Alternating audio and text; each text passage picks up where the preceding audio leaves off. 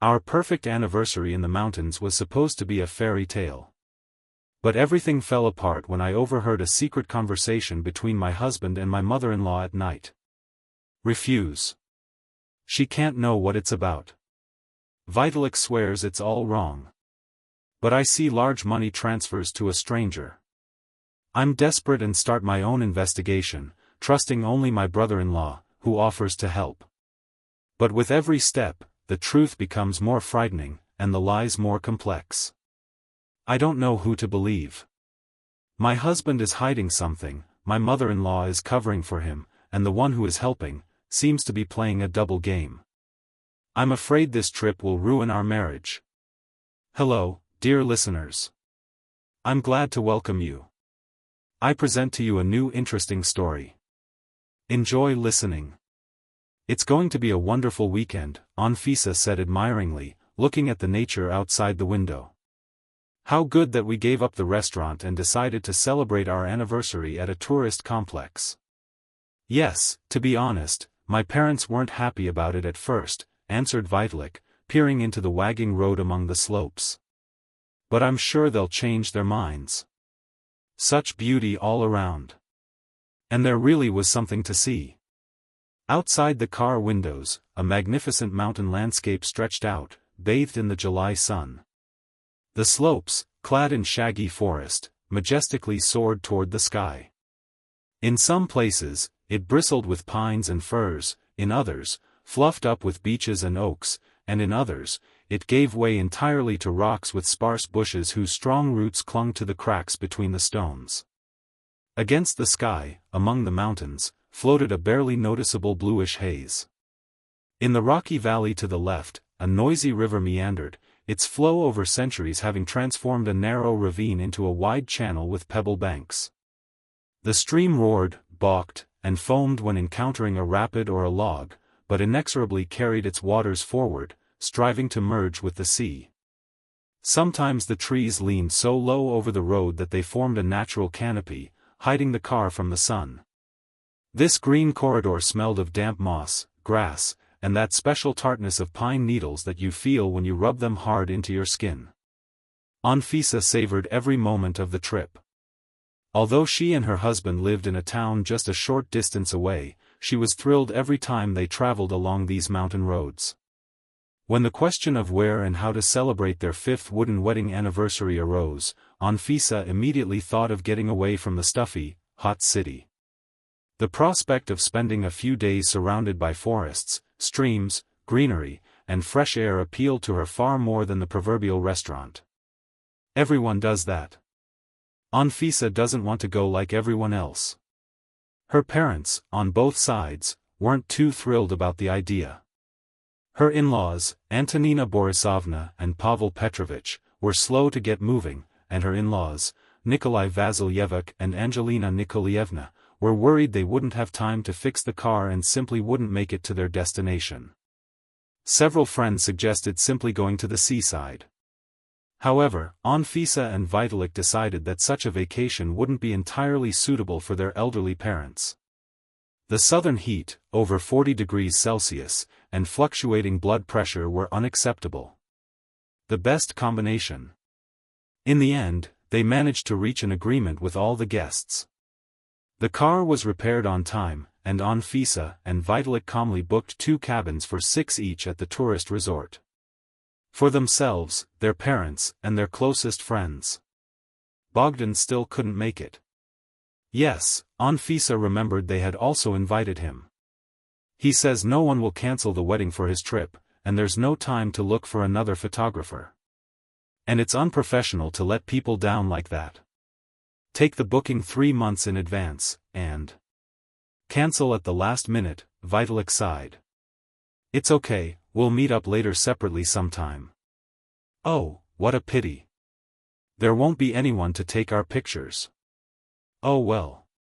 Anfisa agreed that her husband's brother simply had no choice.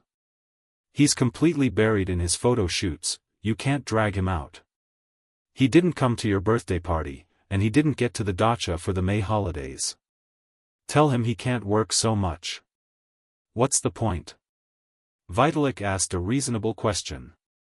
He's probably saving up for something. The man has a goal, and we're here with ours. We're pestering him with nonsense like a wedding anniversary. Anfisa smiled, but quickly put her perpetually busy brother-in-law out of her mind. After all, in the coming days, she only wanted to enjoy herself and not think about the pressing matters. The couple arrived first. The friendly administrator helped them check in, unload the food for the celebration, told them about the facilities at the base and the best places for such a large group to gather. A couple of hours later, the friends arrived. The last to arrive were Anfisa and Vitalik's parents.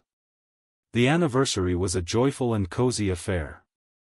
Among the trees in the large gazebo by the river, a long table was set. The guys grilled kebabs, fish, and vegetables over coals. The women were busy cutting vegetables and serving. Anfisa's dad grabbed some homemade wine and kept pouring it for everyone. He did so enthusiastically that soon some guests were enjoying themselves and dancing enthusiastically to music from portable speakers. As darkness fell, a string of huge bulbs was turned on in the gazebo, which only added to the cozy atmosphere. The scents of smoke, pine needles, and the mountain river mingled with the aromas of food and wine, creating a unique composition. Anfisa looked around the table, wrapped in the blanket provided by the administrator, and quietly rejoiced that all her nearest and dearest had gathered together on such an important day. Their Vitalik and his father-in-law were learning a wine recipe from his dad. His mother and mother-in-law were laughing heartily as they listened to the story of their friend Masha, who had been a bridesmaid at the wedding. By the grill, his cousin Veronica and her husband Anton were arguing over how long mushrooms should be baked. And from the house, along the path to the gazebo, came Vitalik's two best friends carrying a case of beer, Vitya and Genya, both of them jokers and merry fellows. Anfisa smiled discreetly. She wished they could gather like this in 10 years for their tin wedding and have a warm, family-like time. The party lasted until midnight. Crickets were already chirping loudly around when the vacationers began to disperse. Anfisa, who had also tasted her father's treacherous wine, was among the last to go to bed, making sure the table had been cleared and her friends and family had settled into their rented cottages. "Well, enough of your fussing, let's go," Vitalik called to her softly, taking the skewers from the grill. "Tomorrow the guys offered us a river rafting. We need to get some sleep."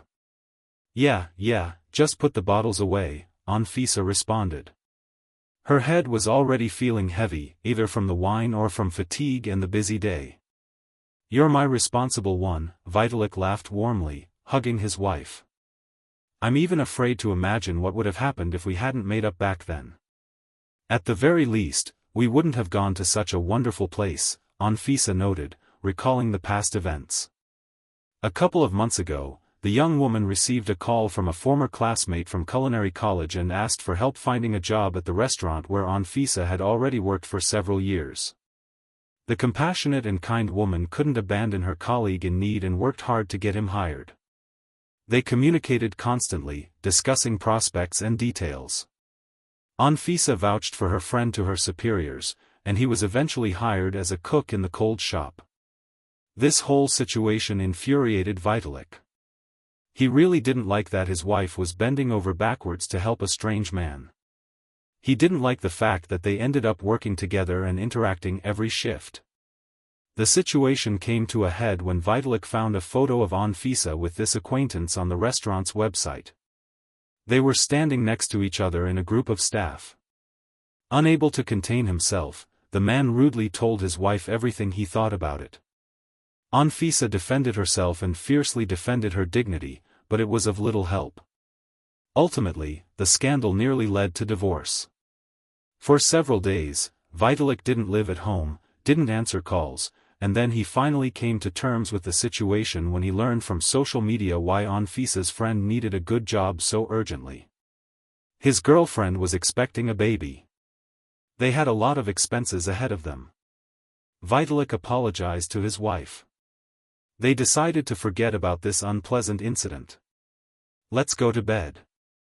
We'll finish cleaning tomorrow if we forgot anything." He gently but firmly grabbed his wife by the elbow and led her to the little house. Anfisa gave in, feeling her eyelids weighed down with lead, and there was a risk of falling asleep right there in the gazebo. The woman allowed her husband to tuck her into bed and fell into a sweet sleep, hugging him, to the faint sound of water outside the window and the trills of night crickets. The serenity was broken by an unpleasant feeling of dry mouth. Anfisa woke up around 3 a.m. with a wild desire for a sip of water. Mentally grumbling at her father and his wine, the woman sat awkwardly in bed. And then Anfisa realized she couldn't hear her husband's breathing behind her. She turned around, felt around the blanket with her hand, and finally confirmed that Vitalik wasn't in the bed. He wasn't in the room either. However, his phone was charging on the nightstand, and so, he definitely hadn't gone far or for long. Anfisa calmed down, put on her slippers, and went to the stairs to the first floor of the house. Besides herself and Vitalik, both sets of parents were staying there. The in-laws lived in the room downstairs. Anfisa's mother and father lived in another bedroom on the second floor next door. The young woman carefully felt the railing and, illuminating the wooden steps with the flashlight on her phone, began to quietly descend into the kitchen. Moonlight filtered through the windows. Tree branches swayed, interrupting the light with a fine ripple. Once on the ground floor, Anfisa noticed the kitchen door was closed. Her head ached mercilessly, demanding to be refreshed. Her hand was already on the doorknob when she heard muffled voices on the other side of the door. She threatened to dump everything, Vitalik said anxiously. I don't know what to do anymore. I feel like I'm on edge every day, and my demands are only growing. Even if she dumps everything, you refuse, her mother-in-law's even quieter voice replied. It's all just a sick girl's fantasy and a sick fantasy. You can cook up anything these days on a computer. Any photos are no longer proof. Anfisa froze and listened more closely. Some kind of seventh sense told her that what was said was clearly not intended for her ears. Are you suggesting that I simply deny everything? Vitalik continued. It's really my fault. I allowed this weakness. I love Anfisa, and if she loves you, she'll believe you, Antonina Borisovna retorted. Wise women should focus on the family, not feed their own egos. Anfisa heard the husband sigh heavily. And stop following her lead. You haven't done anything criminal. Everyone can make mistakes, lose their temper, but that doesn't mean you have to rush into a rage and run away that same day, the mother-in-law continued her instructions. Maybe I should tell her everything? Vitalik suggested quietly. How could I really get off so lightly? Don't even think about it, Antonina Borisovna hissed. You'll only be the first to be denigrated. From behind the kitchen door, Anfisa listened as best she could. A sickening stabbing pain stabbed her chest. It's like watching your favorite cup shatter. The dryness in her mouth turned into suffocation, and her head ached more and more. But there was no way she could go into the kitchen now. Everyone would understand that she was eavesdropping. Mom, I don't want to lie to my wife, Vitalik said wearily. For the sake of your relationship, you have to, his mother-in-law said firmly. Do you think everything was fine between your father and me? It was because I made sure no one around knew anything was going on, and she shouldn't either. And if everything turns out so that she is informed about the company, then you will deny everything. Anfisa felt something like a gag reflex rising in her throat. The woman had always believed that Antonina Borisovna treated her kindly, as if she were related, with warmth and care, but what she heard here, at the kitchen door, in the guest house, shattered that assertion. She felt sick. It seemed to Anfisa that the air in her lungs was running out. She swayed and awkwardly put her hand out to her side to keep from falling to the floor. In the darkness, her fingers knocked off the nightstand nearby some kind of decorative wooden figurine.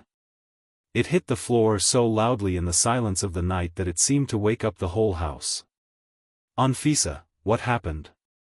The kitchen door immediately opened, and Vitalik ran up to his wife, who was slumped on the floor. There, the woman muttered. My head is spinning.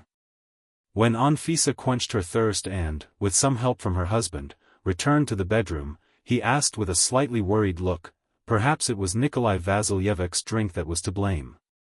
Why didn't you call me if you weren't feeling well? What if you fell from the stairs? Yes, maybe he did, Anfisa muttered, already lying on the pillow. She couldn't bring herself to ask her husband about what she'd heard. Not now, not in this state. I didn't call you so as not to wake my parents. I decided I'd walk there myself, and I didn't, the woman finished. Don't scare me like that again. Vitalik kissed her forehead. Let's rest. We have a lot of interesting things planned for tomorrow. Anfisa turned on her side, facing the window, but the usual warm feeling of security was gone. Instead, a slippery feeling of anxiety, rejection, and fear emerged. Anfisa also remembered that her mother-in-law had only left the kitchen when they were already on the second floor. She didn't want to be seen, so everything she and Vitalik had talked about was true. But if so, what exactly was it? Who was threatening her husband, with what, and why? Too many questions arose, and asking them directly to Vitalik and Antonina Borisovna was terrifying. The next day, both parents left for the city, leaving the group of young people to enjoy another day in nature. Anfisa said a crumpled goodbye to them. Antonina Borisovna was still kind, welcoming, and sweet to her. For a while, the woman thought she had simply dreamed the conversation at the kitchen door that night. It was so out of place with her smiling, cheerful husband and his good-natured relatives. Should I ask or not? Anfisa muttered while the boys were preparing the boat for the rafting trip and putting on their wetsuits. And where should I begin, Vital? I overheard your conversation with your mother last night. What nonsense. She was torn between ignorance, anxiety, and some kind of nasty feeling that didn't even have a name. Fis, are you coming with us or what? Veronica called to her cousin. We'll be off in a couple of minutes. I think I'll stay on shore. I'm a bad swimmer, Anfisa declined. And I'm still feeling sick from yesterday. Veronica shrugged sympathetically and waved to the guys to launch the boat. Vitalik, dragging oars from the trailer, stopped nearby when he heard his wife wasn't coming. Oh, and I snatched the action camera from Bogdan. We could have filmed a video like that, the man said disappointedly. It's okay, film it without me. Anfisa was keeping a close eye on her husband. I'll take some photos of you from the shore. Vitalik kissed her on the cheek and rushed off to the boat. When the guys rowed off, waving their hands playfully at the smartphone camera, the woman sat down on a fallen tree by the river, watching her friends and husband. If her mother-in-law hadn't been involved in this strange situation, Anfisa would have had no problem talking to her husband. But Antonina Borisovna became the stumbling block that stopped the woman. No matter what he said, you can't just walk up to the man you love and start trashing his mother. Vitalik isn't the type to tolerate that. After half an hour of such reflection, Anfisa decided that she should first try to find out everything herself, quietly and without any nonsense, and only then, having some concrete information, carefully question her husband. A kingfisher flew over the water, very close to her head. The wind rustled the branches of a larch on the nearby shore. Anfisa shivered and turned around for some reason. The wind blew again. It ran through the bushes behind her and died away. The murmur of water almost at her feet seemed to alarm Anfisa's anxiety. She and her husband had also met on a hiking trip. In between work, Anfisa loved hiking in the mountains with her cousin Veronica. They often booked weekend tours with guides, packed backpacks, provisions, a tent, and set off on adventures. The group on these trips was varied, but always interesting and friendly. Within a couple of days, yesterday's strangers became practically best friends.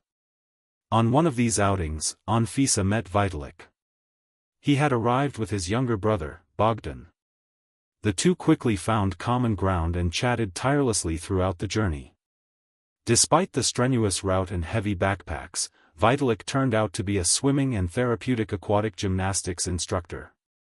Bogdan, meanwhile, worked as a barista and was just beginning to master the art of photography at 25. The trip was action-packed, and after returning to the city, Vitalik asked Anfisa for her phone number. She wasn't against giving him her contact information, as he charmed her with his charisma and was very attractive. They exchanged numbers and met again the next day.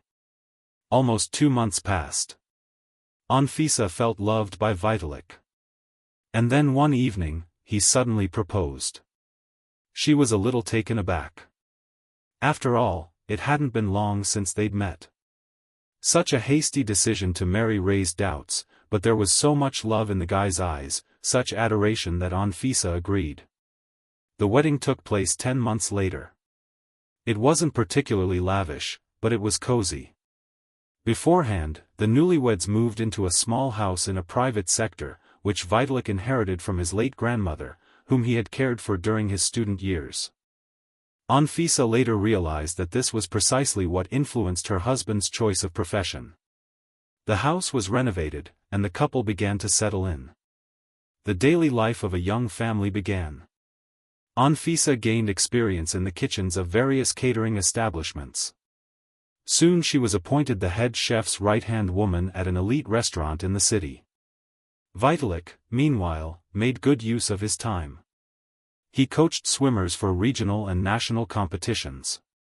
He worked with disabled children in the pool and helped people rehabilitate after injuries. In the warmer months, the couple would go to the seaside, hike, and climb mountains. They didn't abandon their passion for sports tourism. Sometimes, friends or family would join in on these outings. Sometimes, Veronica would be with her fiancé Anton. Sometimes, Bogdan, and sometimes, everyone together, like the day Anfisa and Vitalik met. "See what kind of husband you got," my cousin would sometimes say when she came to visit. "Hardworking, athletic, smart. And were you worried that he asked you to marry him so soon?" "I thought it was some kind of stupidity, as if he needed to prove something to someone," Anfisa replied. "But now I understand that Vitalik really did what his heart told him to do. That's how people got together before," Veronica smiled. "My elderly neighbors on the same floor actually met on the train, talked all night, and when we got out, we decided to get married." "So you waited a long time, 2 whole months." Anfisa laughed. "I hope we can tell the story of how we met when we're old." Bogdan would sometimes drop by, but the longer it went, the less often he showed up at their door. He'd say he had a lot of filming, a lot of work, no time to go hiking or have a personal life. Anfisa sighed sympathetically. "Don't worry. You'll meet your girlfriend again," she tried to cheer him up. "Maybe." The guy nodded and sipped his tea. "Oh, come on, mope around." Vitalik lightly poked him in the shoulder. "Let's go play some video games, like we did when we were kids." "No time. I need to run home and edit the photos," Bogdan waved off. "But thanks for the tea." When her brother-in-law left, Anfisa said, "How different you are from him, both in appearance and personality, like different people from different parents." Her husband looked at her strangely. "I probably should have told you a long time ago." Anfisa glanced at her husband in confusion. He took her by the hand and sat her down on the living room sofa. Vitalik and Bogdan's parents really wanted to have children, but they struggled for a long time. They married at 22 and tried until 25, but all attempts were futile. Then the couple began looking for a cause in their health. It turned out that Antonina Borisovna had been diagnosed with infertility after extensive testing. The following year was difficult for the family. They nearly broke up. Pavel Petrovich blamed his wife for her difficulty in giving birth, but the couple overcame all the difficulties. They forgave each other for harsh words and adopted a boy from the orphanage. "You," Anfisa guessed, stunned. Vitalik nodded and continued, "It wasn't easy for the parents to accept a child into their lives and surround him with the care of someone else's child. There were troubles and misunderstandings, but over time, Vitalik was loved and people forgot who he was and where he came from. The boy, who came to his new family at the age of 3, turned out to be a very smart, diligent, and lively child. He was keenly interested in everything going on around him, showed an early interest in sports, and read a lot. A year and a half passed like this. When Antonina Borisovna suddenly realized she was pregnant, it was a miracle. The couple rejoiced, preparing to become parents for the second time. The birth was difficult, but successful. Thus, Vitalik had a younger brother, Bogdan. But the younger brother grew up to be his complete opposite, capricious, lazy, arrogant, unwilling to study, and rude to his classmates. While Vitalik was winning medals at swimming competitions at school, Bogdan was fooling around with his friends. While his older brother was preparing for university entrance exams in the 11th grade, the younger one smoked and drank beer behind the garages. Antonina Borisovna and Pavel Petrovich had countless conversations with their own son, but it was all a dead end. He didn't change. Vitalik himself tried to talk to him, but it sometimes even ended in fights. It was unclear why Bogdan was angry or what he was trying to prove to whom. Eventually, all attempts to reason with the stubborn bully were abandoned. "He'll grow up and get over it," Antonina Borisovna said wearily. Bogdan got over it when he was closer to 20, when he realized he should have studied instead of slacking off as a teenager. Just then, his paternal grandmother fell ill. Antonina Borisovna and Pavel Petrovich, busy at work, couldn't visit her regularly, so they asked their sons. But, as usual, Bogdan just waved it off. Vitalik, meanwhile, ran to his relative's place almost every day after school, cooking, bringing medicine, cleaning, and helping with other chores. Seeing her grandson's kindness, his grandmother deeded the house to him.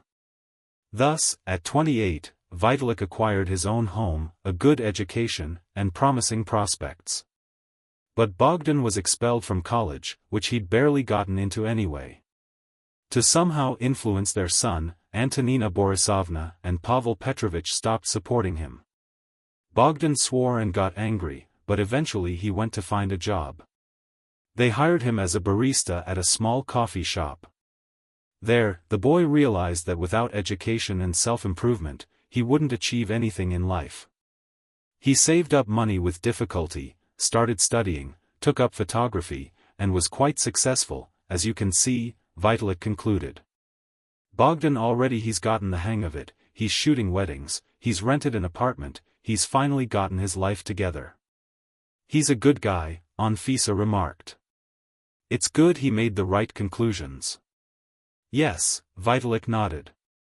As soon as he got into photography, we started hanging out more. We used to fight all our childhood, and now, you see, we go on hikes together, visit friends. Now I understand why you're so different, Anfisa drawled. It's not customary for us to talk about it, Vitalik said slightly. It seems like nothing special, but my parents seem to have placed a taboo on the topic of my adoption. They only told me this on my coming-of-age day. So, now you know. But let's leave it at that. Bogdan and I are one family, brothers, we grew up under the same roof and with the same parents. The rest doesn't matter. Yes, of course, if it's that important. Anfisa placed her hand on her husband's fingers. I promise. Anfisa spent the rest of her time at the campsite trying not to show her worry. She had lunch with the guys, went for a walk in the forest with Veronica and Masha to look for berries, and roasted sausages and marshmallows by the fire in the evening. Everything was so good that the young woman wanted to erase her memory and move on, savoring every moment. Anfisa played the role convincingly. Vitalik didn't suspect a thing. Only once did her cousin ask why she had such a distant look. She had to blame it on fatigue and stress at work. Anfisa was only able to drop her mask of serenity at home, and then 2 days later, when she had the day off and her husband was out. The woman decided to act according to her plan and first look for clues on Vitalik's laptop. The couple didn't hide their social media accounts, set passwords, or otherwise restrict access. Knowing this, Anfisa opened the device, feeling her heart pounding nervously in her chest. She opened her husband's email and skimmed through the messages from the last couple of months. Nothing out of the ordinary. Work correspondence. Next, she went to Vitalik's social media page. There, too, there were no leads. Communication with colleagues, friends, discussions of the anniversary in the general chat, conversations in interest groups. No blackmail messages, no mistresses, no details that would even slightly clarify the conversation she'd overheard that night. Anfisa even sighed with some relief. Maybe she'd misheard or misunderstood something. Maybe her husband was simply planning a birthday surprise for her in a month, rather than trying to get rid of the blackmailer. Maybe all this anxiety was just a figment of her imagination. She was about to close the laptop and move on to other things when she noticed a tab in the browser with the website of the bank where she and Vitalik had cards they'd been using for years. On impulse, Anfisa visited her husband's financial transactions page. She went to the expenses and transfers section and carefully began to study his purchases. And here, too, everything turned out to be mundane: grocery stores, gas stations, take-out lunches at work, coffee in the morning, subscriptions, pharmacies, a fitness center. The mouse wheel spun barely audibly under her finger. Okay, enough, what am I trying to find here? Anfisa stopped herself, even though her head was starting to hurt from such close scrutiny. She spun the wheel one last time, and suddenly a transfer with 3 zeros to a certain Lyubov Vladimirovna appeared on the screen. Anfisa tensed, trying to remember if they knew a woman with those initials. It turned out not to be the case, and the transfer had been made the day before their trip to the tourist center. Anfisa swallowed nervously and scrolled further, and not in vain. She found 2 more similar transfers, but for smaller amounts. To whom and why had her husband sent the money, and in such a large amount, at that? If one of her friends asked for a loan, Vitalik would usually tell her how much and to whom, but something didn't add up. The anxiety inside her grew again like a disgusting weed. It squeezed her, making it hard to breathe. The woman closed the bank tab and switched back to her social media page. She searched for the recipient's name and found nothing. The search had reached a dead end. Anfisa closed her laptop in irritation and began to think about who could help her. Sharing her thoughts and what had happened wasn't really appropriate. Vitalik's friends didn't come over. If it had been different, he would have been talking to them in the kitchen, not Antonina Borisovna. She should call Veronica. She and Anton are currently renovating the apartment they bought, working every day. There's not a minute to unravel other people's secrets. Masha is a good friend, but a real gossip. She should tell her mother, but then she'll tarnish Vitalik in her eyes. Not good. Only Bogdan remained. Despite his busy schedule, he'd been talking to Vitalik a lot on the phone over the last 2 months and might know something. Following a mental conclusion, Anfisa looked up her brother-in-law's number in her phone. This is a shady story, Bogdan declared after listening to the woman's halting story. You did the right thing calling me. You can't ask something so blunt. Let's follow Vitalik, Bogdan suggested immediately. Yes, it's ugly, but we'll probably find out something. If he's covering his tracks so thoroughly, I bet he'll screw up somewhere in his life. Anfisa sighed. Okay, let's try. I just happen to have the day off. And Vitalik is at work. He stayed up late and said they'd signed a disabled boy up for the course. I'll pick you up in an hour, Bogdan declared. We'll see what he's really up to. Bogdan showed up at the appointed time, and soon the two of them were driving to the pool where Vitalik was training with the swimmers. Bogdan's car was old, and the air conditioning kept malfunctioning. The owner irritably pounded the dashboard with his fist to get it to work. He'd bought it recently, spent a long time putting it together, but didn't have enough money for a new one. The prices were outrageous. As if he was making excuses to Anfisa, Bogdan said. She didn't care. Her thoughts were occupied only with her husband. Half an hour later, They reached the parking lot across from the pool and stopped at the edge behind a tree, so as not to be seen if anything happened. The observers began to wait and watch the entrance. A couple of times, Vitalik came out, sometimes to get lemonade, sometimes to talk on the phone, sometimes to chat with the guys leaving after practice. Each time, Anfisa tensed up and nervously watched her husband with an unblinking gaze. Bogdan tried his best to entertain her with conversation, but he was having little success. He even went for frozen treats to brighten up the wait, but even that didn't do the trick. It was approaching evening. The city was drowning in the haze of sunset. The tall windows of the pool were tinted pink and burgundy, as if they had been set on fire. "Anfis, if things suddenly go wrong, you can always rely on me," Bogdan suddenly spoke in a quiet, curt voice. "Yes, thank you." "Look," the woman almost screamed, ignoring her brother-in-law's words. Vitalik appeared at the doors of the complex again. He was nervously pacing back and forth, constantly looking at his phone. Suddenly, a girl in a long blue sundress approached him from somewhere off to the side. Of course, eavesdropping on the conversation was impossible at such a distance, but judging by their interaction, Vitalik and the lady were well acquainted. She began telling him something emotionally, waving her hands, and he listened, shaking his head, and then hugged her, as if consoling her. "You're such a jerk, brother," Bogdan remarked emotionally. Meanwhile, Vitalik returned to the pool for a while, apparently to get his things. Then he left, and he and the girl leisurely walked into the nearest cafeteria. She continued explaining something as they walked, and the man reassuringly, even tenderly, stroked her back. "What was that just now?" Anfisa drawled mechanically, not recognizing her own voice. "That answers everything," Bogdan concluded.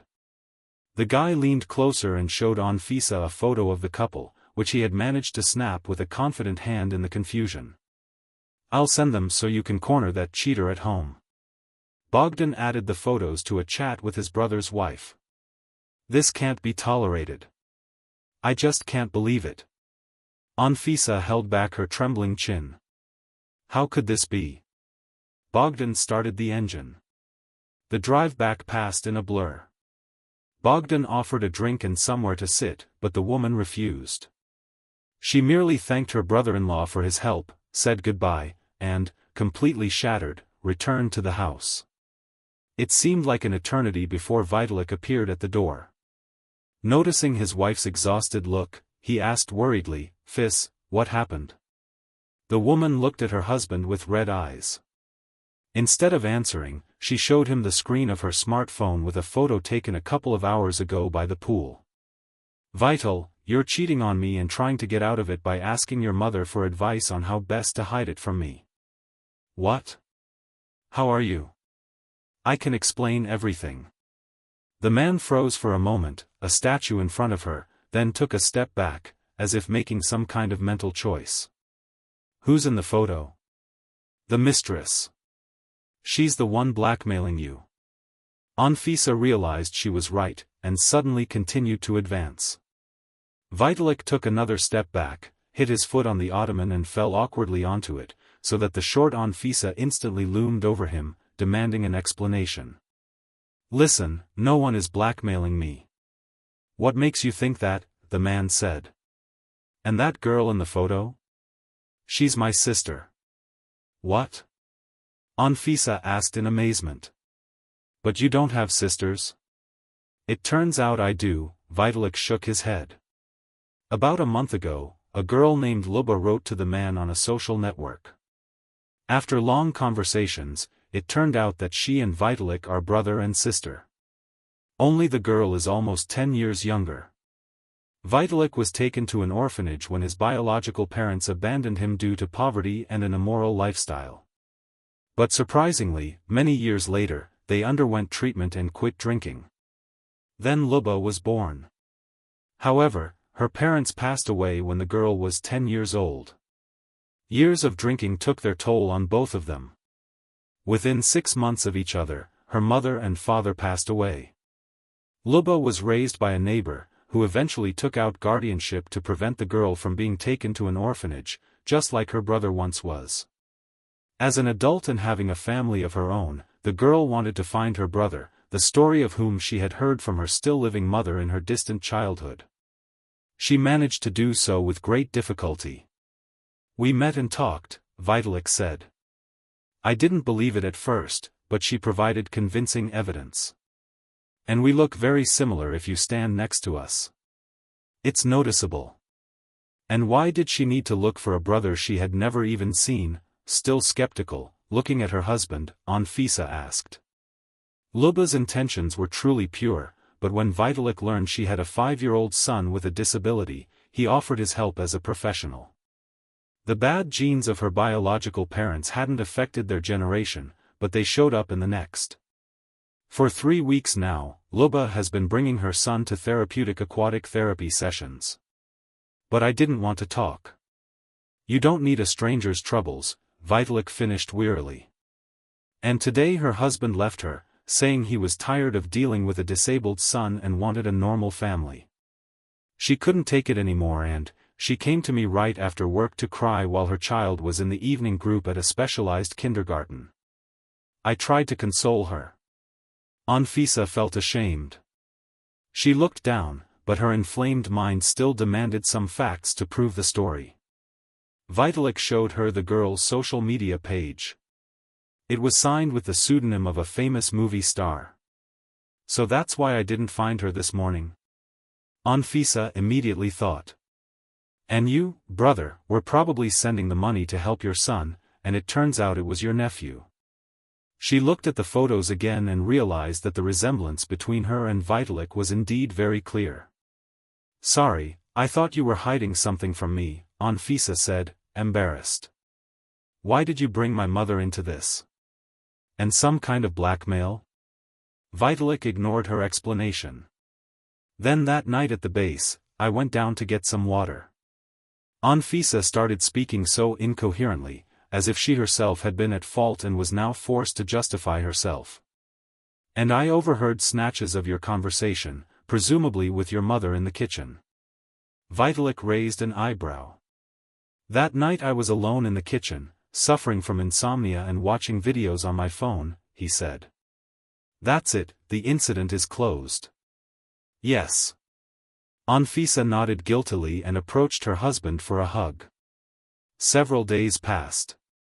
Anfisa went to work, bustled around the restaurant kitchen, did her usual daily chores, and couldn't shake the feeling of something unspoken in her conversation with her husband. Everything seemed to be falling into place, but why had he lied about being alone in the kitchen? She wasn't stupid, she'd definitely recognized her mother-in-law's voice. Vitalik's answer made Anfisa doubt her own sanity, even though their relationship hadn't changed at all. Her husband acted as usual, mentioning his sister casually, but calmly. She decided to share her thoughts again with Bogdan, who conveniently called the day before another weekend. "So, how was your conversation?" asked her brother-in-law. Anfisa described what had happened, but faltered at the end. From her tone, he sensed she still had questions. "You should take a break from this," Bogdan suggested. "If you want, come see me tomorrow. We're taking a break from filming. We'll go for a run around the park nearby and take some new beautiful photos of you." "What's the idea?" "That's a great idea," Anfisa replied. "I'll take my cousin too. She said she wanted a couple of new photos too." "No problem, come," Bogdan said happily. "I'll send you the address right now." Anfisa decided that a day with Veronica and some beautiful photos would definitely lift her spirits. Vitalik responded enthusiastically to the idea. "Yes, of course, go, otherwise the summer will be over before you know it. My brother has a more keen eye." The woman even got the feeling that Vitalik was kicking her out himself. "I think too much, it's not far from paranoia." Anfisa pressed her fingers to her temples. She fell asleep next to her husband, trying to prepare herself for a carefree day ahead. The next morning, the woman arranged a meeting with Veronica and began getting ready. However, just before leaving, her cousin called, apologized, and said she wouldn't be coming. She had been urgently called into work. Anfisa sighed dejectedly and looked at herself in the mirror. Well, I wouldn't waste my makeup and hair. And I'd already made arrangements with Bogdan. There was nothing else to do. I'd have to go alone. The woman decided to walk the couple of stops to her brother-in-law's house. The weather was magnificent, warm, and sunny.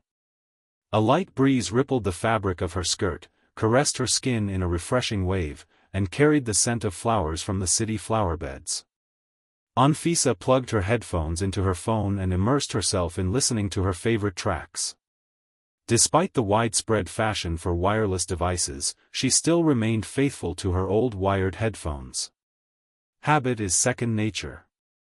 Just as they were approaching Bogdan's apartment building, Anfisa realized that the notorious earphone cord had gotten wrapped around her hoop earring. She began to free the jewelry from its bonds and, at some point, got too carried away. The phone, tucked under her arm for convenience, slipped out and, obeying gravity, crashed screen-first onto the chipped old asphalt. Even the headphone jack couldn't save the device from falling. Holy shit! The owner of the device cursed under her breath, examining the blackened, fine-grained screen with a web of cracks. The damned phone finished Anfisa off, just as she was beginning to emerge from her unpleasant thoughts. Only one corner of the gadget's screen remained functional, where the green button for accepting incoming calls usually appeared, and for a moment, Anfisa was overcome by a wave of hysteria. She wanted to stamp her feet, scream, howl, and throw the phone away, but as quickly as the wave had come, it receded. The woman took a few deep breaths and decided that there was no point in changing her plans because of a silly problem. It's just a phone, don't be upset, Bogdan consoled her. In 5 minutes I'll make you such a coffee, wow, and then I'll snap such amazing photos. Anfisa even smiled. After all, her husband's brother was a good man, no matter what anyone said. He might grumble, he might miss many family celebrations because he was busy, he might have a difficult character, but he never refused to help her. He wasn't rude, he didn't make ambiguous jokes. When Bogdan went to look for a memory card for the camera, the coffee was already standing next to her. The broken phone suddenly came to life and rang loudly on the table, beckoning with a cap of whipped cream. Anfisa even flinched in surprise. She couldn't see who was calling, but she was able to pick it up thanks to the one surviving corner of the screen. It turned out they were calling from work. The boss urgently needed recent documents that were in Anfisa's email. Please send them quickly, her kitchen colleague pleaded over the phone. I'll try my best, drawled Anfisa, wondering how to fulfill the request with a broken screen. Soon the owner of the apartment returned to the kitchen, adjusting something on his camera. But, seeing the guest's puzzled expression, he hesitated. Listen, can I use your laptop? Anfisa asked guiltily. They called me from work at the wrong time. It'll only be for a couple of minutes. Okay. Bogdan nodded strangely and awkwardly, as if he was hesitant. It's in the room, lying on the table. You're a real friend, the woman blurted out. Anfisa jumped up and, forgetting about the coffee, awkwardly waved her hand. A cup with a drink rolled over and generously spilled its contents all over Bogdan's t-shirt and shorts. Oh, I'm so sorry, please, the woman fussed. You didn't burn yourself, I'll clean it up right away. No, the coffee was already cold. Bogdan stood there, drenched in the sweet drink, and seemed glad he'd raised his camera high and spared it. Leave the cleaning to me. You better go into the room, grab your laptop, and get things done, and I'm too busy washing up and doing the laundry. Still feeling a stupid sense of shame, Anfisa apologized again and finally made it to the laptop. She fulfilled her colleague's request in a couple of minutes, forwarded the necessary documents, and was about to close the device when she saw a notification pop up in the corner. Vitalik had pulled it out. He needed to tell his wife everything. He'd been dragging his feet on the money for 2 weeks now. Unbelieving her eyes, Anfisa clicked the notification and was redirected to a chat window between Bogdan and some girl. The woman scrolled up the chat, her eyes widening in amazement. In the conversation, Bogdan was having a specific discussion about how to gradually blackmail her brother with his own infidelity. Anfisa found photos of her husband at the club with an unknown woman. Judging by the fact that Vitalik was already wearing a wedding ring, they were taken during their marriage. The correspondence also included numerous screenshots of conversations between her husband and the unknown woman with the photo. In the messages, the woman threatened to forward the photos to the coach's wife and demanded money for silence, which Vitalik sent. Judging by the receipts from the bank app, Anfisa felt sick. Her vision darkened, just like that night when she eavesdropped on a conversation between her husband and mother-in-law. The air suddenly turned into a thick, stale mass, as if it were being forced into her lungs. Her hands were shaking. The woman glanced at the bathroom door in the hallway, where the sound of splashing water could be heard, and realized she had only one chance to carry out her plan. Anfisa quickly saved photos from the club and screenshots of conversations with her husband, made a screen recording of the conversations between her brother-in-law and the girl, and then sent everything to her email inbox. Bogdan emerged from the bathroom to find his guest in the hallway, hastily putting on her shoes. "Where are you going?" he asked, puzzled. "What about the filming?"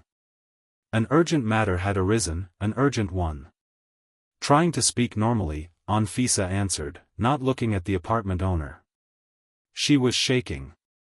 She wanted to punch Bogdan in the face, she wanted to write a ton of nasty things to the girl, but first she had to corner the one who had started lying first, her husband. Only when she got home did Anfisa realize what she'd found. She'd been cheated on. The fact of her husband's infidelity hit her like a blow, buckling her legs and making her heart practically jump out of her chest. And the shattered phone now seemed like such a silly, trivial problem.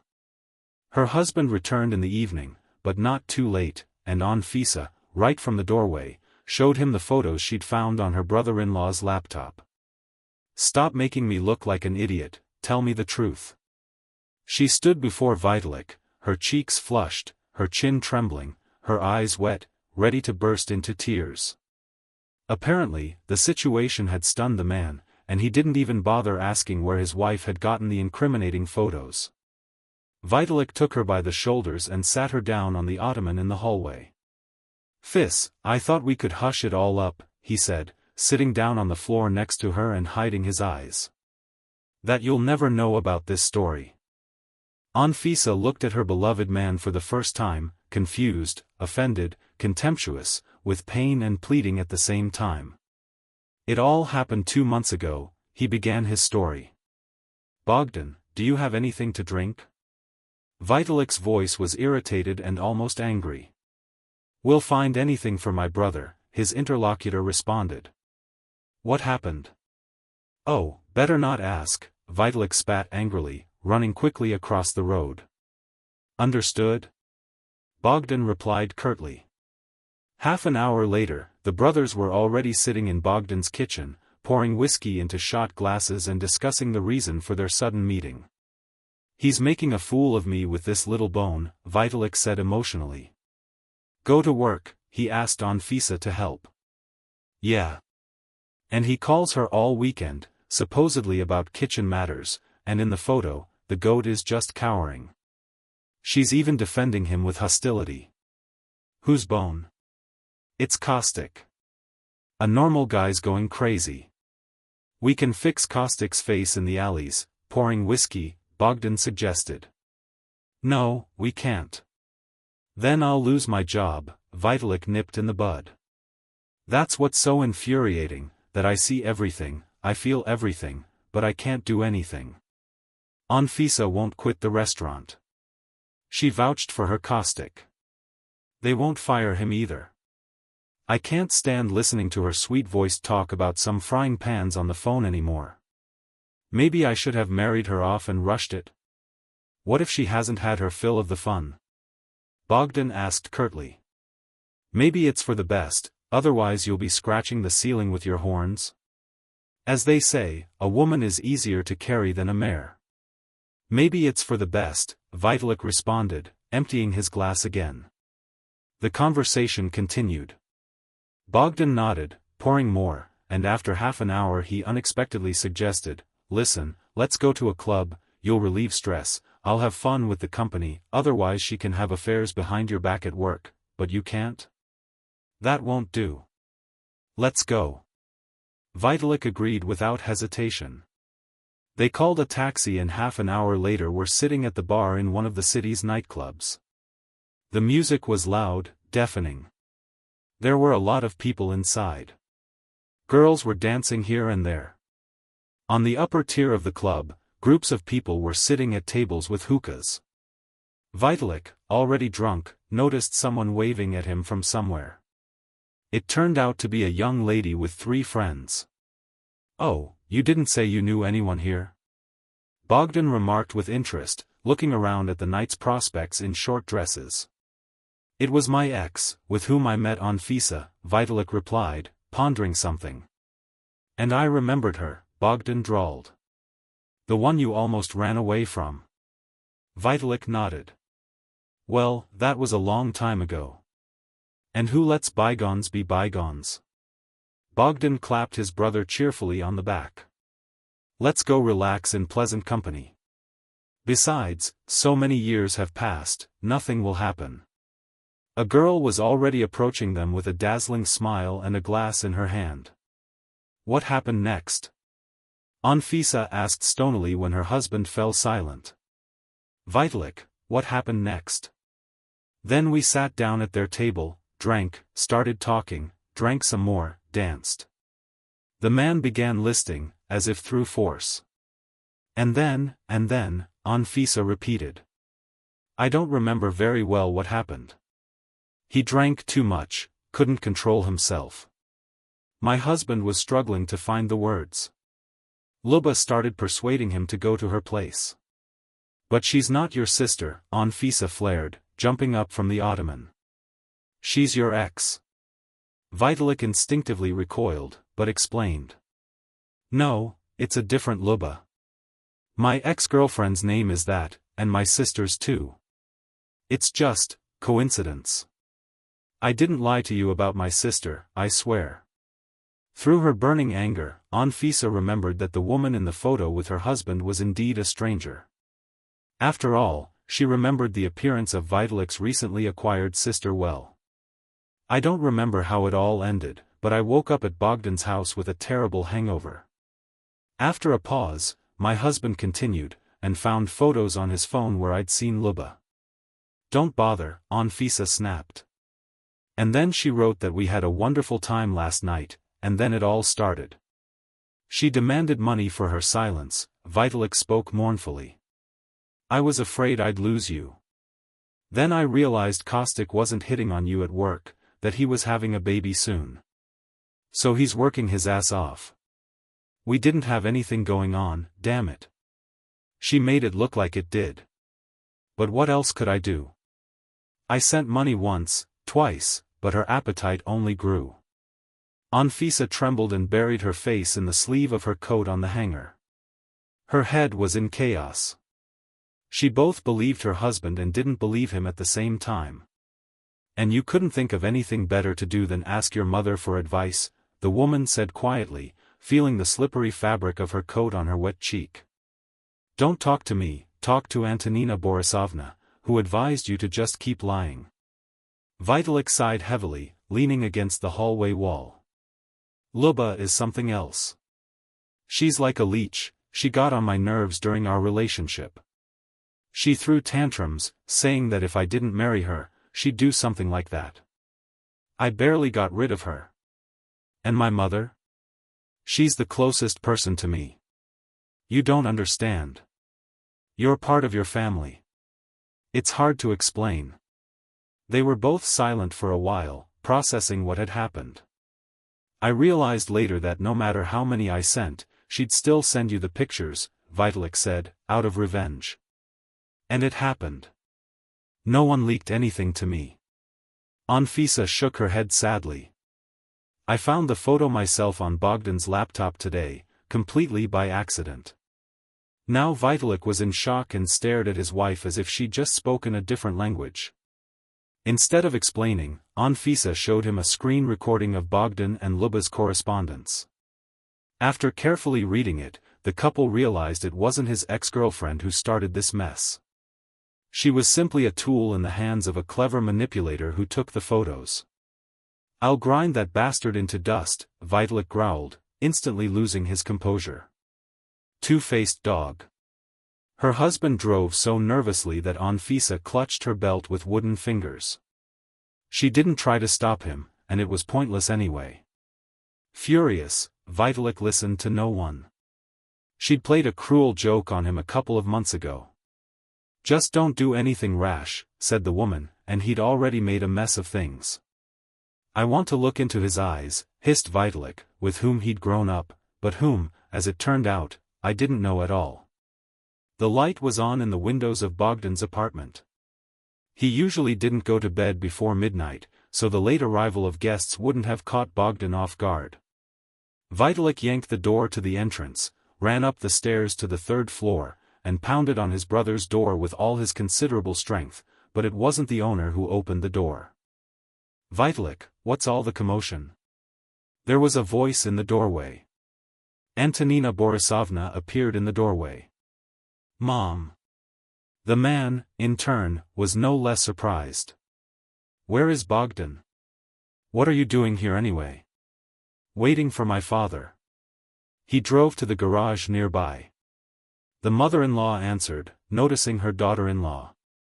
"Mom, who's there?" Bogdan appeared behind the woman. Vitalik gave him an enraged look and, ignoring his mother, stepped over the threshold. "Don't you have anything to tell me, brother?" he muttered, advancing on Bogdan. "Ah, I see, you're drunk again." Bogdan's face changed, but he didn't shift. "Anfisa, what's going on here?" Antonina Borisovna asked her daughter-in-law in a worried whisper.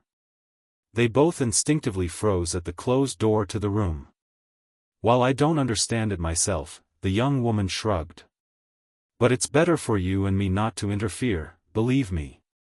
Anfisa somehow realized with a seventh sense that the problems in her relationship with her husband because of this story were far from the main thing. At the root lay something completely different, concerning only the two brothers.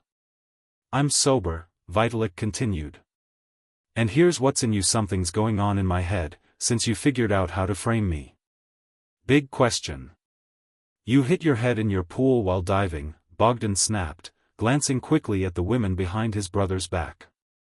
"I didn't frame anyone. I don't understand why you showed up so late and are making a scene in public." "At least I'm going to be in public, and not like you, a rat behind my back," Vitalik squinted, stopping at the shelf with the camera. "No, don't break it," Anfisa shouted, understanding her husband's thoughts before anyone else. Vitalik had already raised his hand over the expensive equipment, when Bogdan glared at him and jerked forward. "Tell me the truth, how you divided my money with the one who sold it, how you edited my correspondence with her," the older brother demanded, not giving up. "Or you'll say goodbye to your job." Bogdan realized he was trapped. He glanced around like a cornered animal, but he couldn't do anything. The camera was too precious to him, literally and figuratively. He was still paying off the loan for it, and it was also his main source of income. "My boys, what is this?" Antonina Borisovna clasped her hands. "Mom, don't interfere," Vitalik said firmly, without turning his head and continuing to look into his brother's face. And then Bogdan burst out, "Why am I, my own son, and they love me more than you?" Smart Vitalik always got everything in life at the snap of a finger. Praise, recognition, a big house, a good job, but they only pushed me around, poked me, and held you up as an example. Fair. Is that right? I hate you. Anfisa's mouth fell open at what she heard. Bogdan always tried to maintain the image of a smart, slightly grumpy and reserved, but sympathetic guy. Now he looked like a hysterical schoolgirl in adolescence. "When will I get anything?" Bogdan continued to shout. Everything for you and for you, how much longer? You even took away the girl I liked at first sight. Taken away again. Anfisa screamed, realizing that they were talking about her. Where did this special treatment come from? You don't deserve such a life, adopted child, he spat. You stole her from me, and I only wanted you to feel what I always felt, living in your shadow. Taking advantage of the opportunity and setting her up in front of my wife with the help of a vindictive, stupid girl, you're simply pathetic. Vitalik frowned, but took his hand away from the camera. You don't deserve the way I've always treated you, considering you a brother. Bogdan had exhausted his fountain of emotion. Only his nostrils twitched, and his eyes still looked hateful and envious. Anfisa realized her cheeks were burning, and her temples were burning. The blood was pulsing. The brother-in-law's hysteria had put the dots over the I's and the T's. There was nothing more to talk about here. Vitalik, Anfisa, and Antonina Borisovna silently left Bogdan's apartment. The mother-in-law was sobbing and muttering something incoherent about shame, the jokes of fate, and her own stupidity. Mom, it's not your fault. Stop it, Vitalik said, already sitting in the car. Yes, if I had known then that he had set it all up, I wouldn't have given such useless advice. Antonina Borisovna sniffled. You couldn't know who your youngest son will turn out to be. Anfisa handed the woman a napkin, simultaneously realizing she had just received something resembling an apology. Take me home, please, Antonina Borisovna asked. I'll tell Pavel that I didn't wait. It's already very late. The drive passed in silence, although each of the three people in the car was swirling with their own thoughts. Vitalik experienced conflicting feelings. On the one hand, he despised his brother, on the other, he couldn't believe what had happened and felt a growing weight of disappointment. Antonina Borisovna struggled with shame and pain. After all, she loved both her sons equally, no matter what, and wished only the best for each. But they turned out to be so different. And whether one would forgive the other was an unanswered question. Anfisa wondered why she hadn't guessed Bogdan's intentions from his behavior, wondered what lengths a person would go out of envy, and remembered that Vitalik wasn't innocent after all. If Bogdan had edited the correspondence, then in the photos, her husband and the girl from the club certainly didn't look like old acquaintances. More like lovers. At his in-laws' house, Vitalik talked for a long time with his mother by the car. Anfisa didn't hear, but she understood that Antonina Borisovna was having a hard time accepting what had happened. Finally, she hugged her son and disappeared through the door. God, what a day, her husband sighed, getting back behind the wheel. Everything had turned upside down. Let's go home. Tomorrow we both have to get up early for work. Vitalik. Anfisa bowed her head. I understand it's late. We're tired, but tell me honestly, did you have anything at all with that girl at the club? I didn't deny that I was angry, drunk, I don't remember everything, but I didn't allow myself or her to do anything unnecessary. We didn't have anything together, Anfisa, the man spoke passionately, looking his wife in the eyes. Yes, it's my fault that I've been tormenting myself since that damned night, but I didn't cheat on you. I believe you. She smiled with the corners of her lips and touched Vitalik's little finger with her thumb. And you believe me, if you suddenly doubt anything else. Okay, answered Vitalik, looking at Anfisa. He hugged his wife, pressing his dearest and most understanding beloved. How could one doubt her fidelity? You know, I have an idea, said Anfisa. What an idea? Vitalik yawned, starting the engine. Let's have a get-together evening. I'll invite Kostya. You'll see what a decent person and a great friend he is.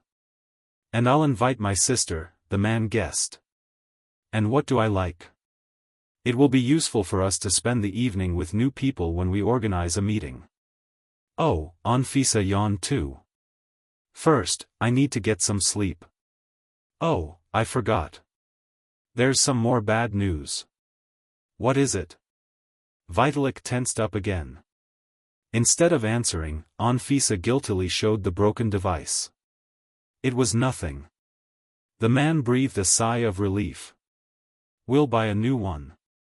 No big deal. Anfisa leaned her head against her husband's shoulder and smiled. And both of them felt so relieved, as if a yoke had been lifted from their necks. After all, there was no longer any need to hide, to keep silent, to pretend everything was fine, to be tormented by suspicions. On the contrary, they wanted to breathe deeply, to live, to rejoice, to love, to believe, and to help. If you liked this story, subscribe so you don't miss new heartfelt stories and leave a comment. I'm always interested in your opinion.